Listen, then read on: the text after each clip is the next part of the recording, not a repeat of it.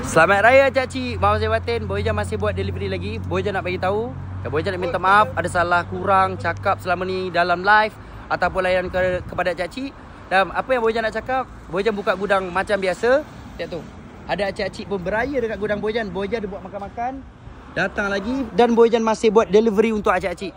Cik-Cik minta maaf, tim Bossijan memang hempas pulas 24 jam. Cuma alhamdulillah rezekinya memang ramai yang beli, membuatkan delivery tak henti-henti. Walaupun di raya pertama, Bossijan cuma mohon maaf ke Cik-Cik yang Boyjan terlambat malam raya baru dapat. Raya pertama baru dapat barang. Do the best Cik-Cik. Jalan, yalah, no reason, no alasan sebenarnya. Sebab tu Boyjan buat video ni untuk mohon maaf ke Cik-Cik semua. Selamat Raya. Jangan serik berurusan dengan Boyjan. Mana yang barang ada apa-apa masalah ke, bagi tahu Boyjan nanti Sebab tim Boyjan bergerak macam biasa.